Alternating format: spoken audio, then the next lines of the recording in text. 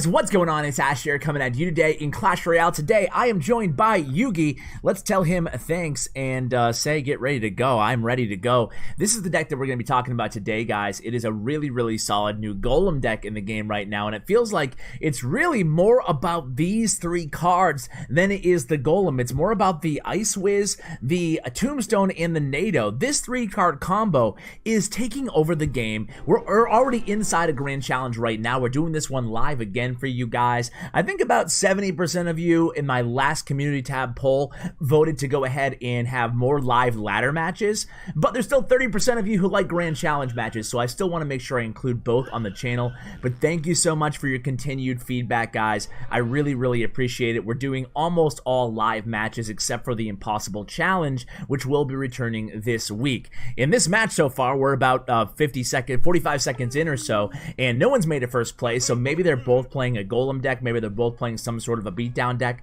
We'll have to wait and see, but it does give me an opportunity to talk a little bit about that three-card combo and how it is, in my opinion at least, it's the strongest combo, three-card combo in the entire game, maybe ever. I don't want to be too hyperbolic here, but it's crazy how effective Tombstone, Nado, and Ice Wiz are defensively, and even the fact that we're seeing it in a beatdown deck right now just goes to show you definitely an unorthodox combo to put into a beatdown deck.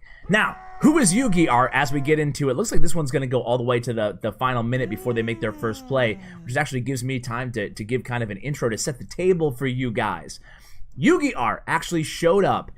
The number one question I get from you guys is how to become a pro, how to get recognized as a really good player. Listen to the story of YugiArt. He showed up to King's Cup 2 in Atlanta.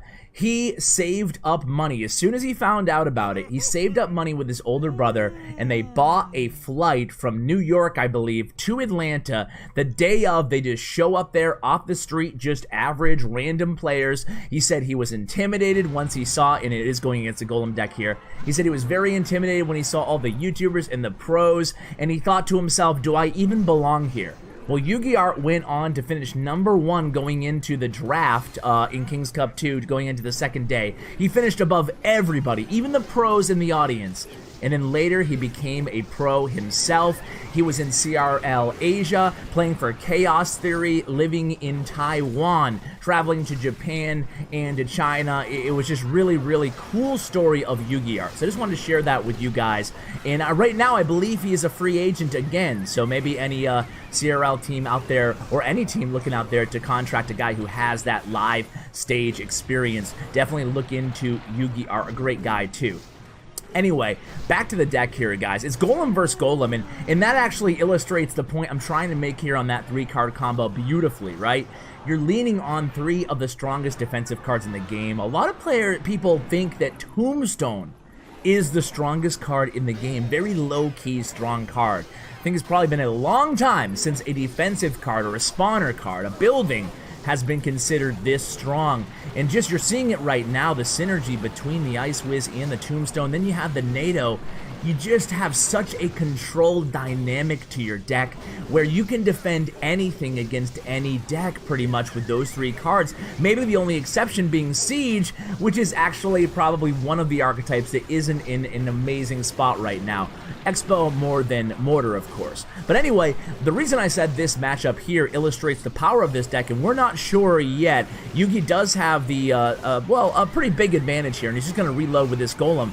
Is that the difference between these two decks is Yugi always has that Tombstone that he can use to distract the opponent's Golem, and as long as he can go ahead and use, look at that offensive Nado, beautifully pulling everything right into the tower, and that's going to be a first match victory there for YugiArt. He is now 10-1, so hopefully this will be a quick video, just 2 more matches, and we'll see how Yugi does here. So let's go ahead and stay on the screen. If the wait is too long, I will go ahead and edit things out here, but just back one more time on the combo, on the three-card combo, then we'll just stick to play-by-play from here on out, guys. But think about it, right?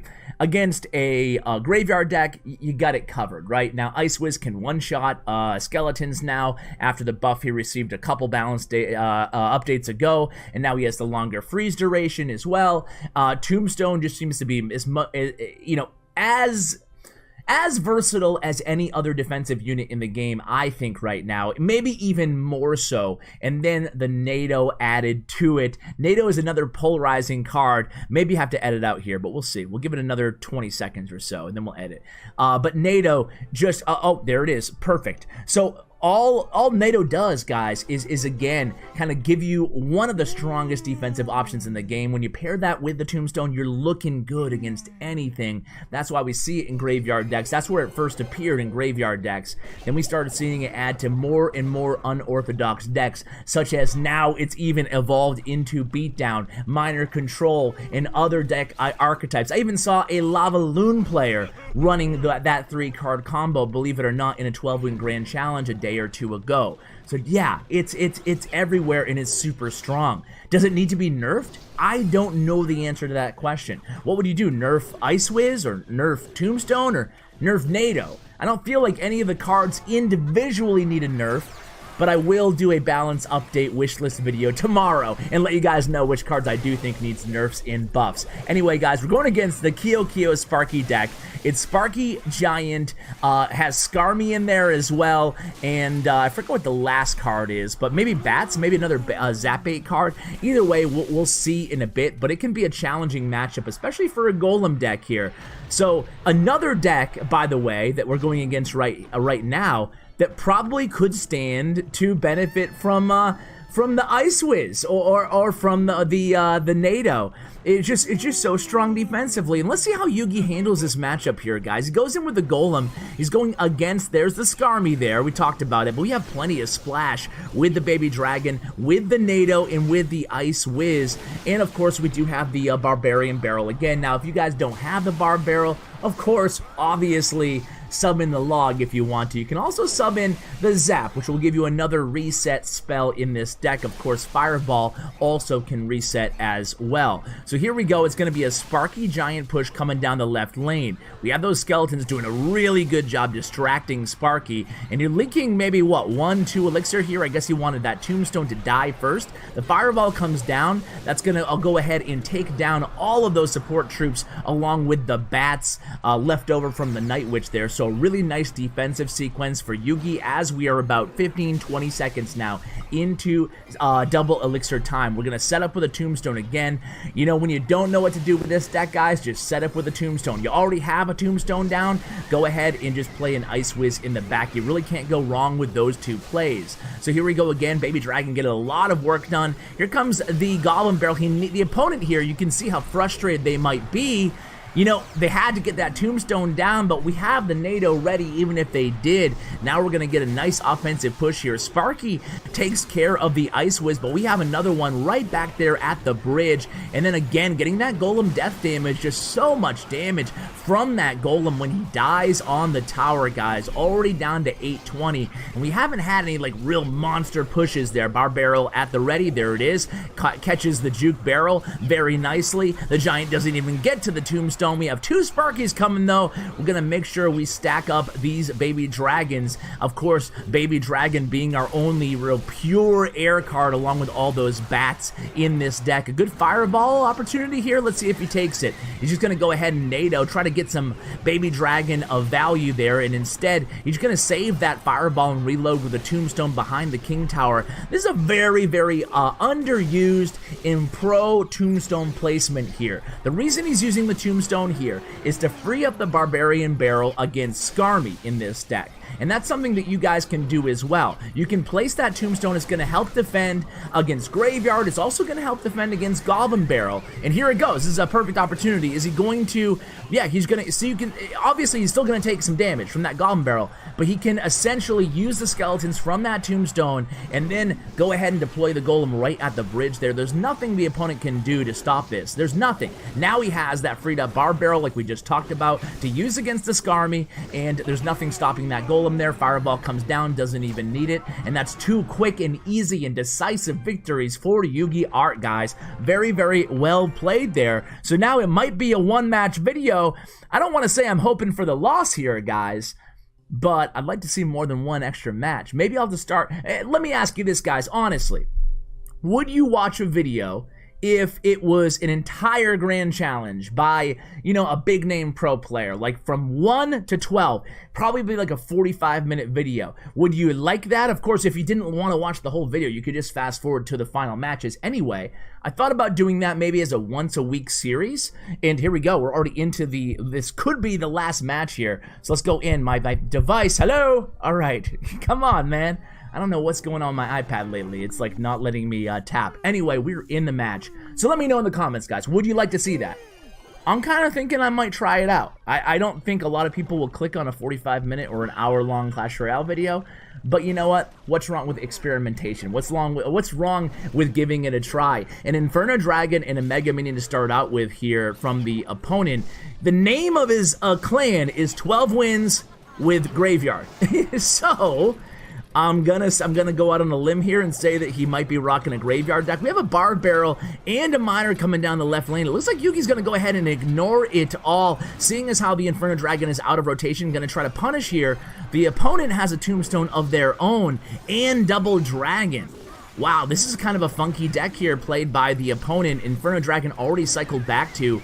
Yugi's going to go ahead and Nado, make sure he at least captures the death damage there. And then we have that Ice Wizard going to work on the Dragons in the back from the bridge there. So we did get a lot of damage, but not as much as just that solo Barbarian the solo Miner along with the Barbarian from the Barb Barrel got on our left tower. So it's 973 damage on Yugi's left tower, 1415 damage on the opponent's right tower here, as we're about 30 seconds away from double elixir time. So there it is again, that defensive Tombstone that we talked about earlier. That's going to do a good job defending this left lane, and he can send in the Miner, but of course the Skeletons will do a good job defensively against the Miner as well. So it's a nice defensive placement, forcing the opponent to have to use their fire, but their big spell, or just ignore that tower. So here we go in the right lane. It's going to be a Night Witch and the Golem in the right, and then there it is. We expected it, the Inferno Dragon. I wonder if he'll go Double Dragon on us again.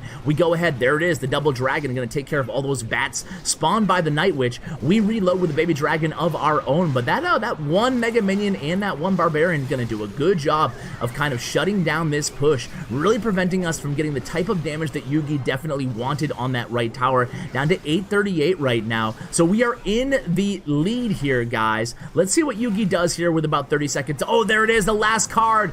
Man, how could I have not known this is a Royal Giant deck? It just totally wasn't obvious to me from the get-go. I don't think I've seen this exact Royal Giant deck yet before, but that might be GG right there with that surprise Royal Giant at the end. Only 20 seconds. Yugi forced here to drop a Golem at the bridge. Definitely not what he wants to do going into the Tombstone and the Inferno Dragon. Again, showing the power of Tombstone, and Yugi unloads the piggy emotes. The death damage does get to that tower there, but the Tombstone placed by the opponent, that's going to be GG, and this is going to be a true grand challenge. We're going to be 11-2 heading into the final match. Of course, I will bring it to you guys, win or loss. So let's see what Yugi can find here in the final match. Either way, win or loss, and we're already in it. Here we go.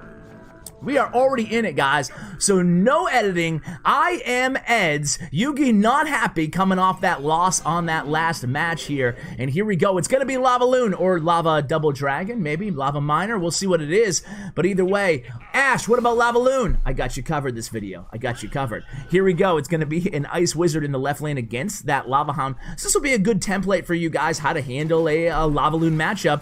And that Miner, I don't know about that Miner placement, guys. That's going to allow a King Tower activation. Of course, the opponent there wanting to get that Miner on the Ice Wiz.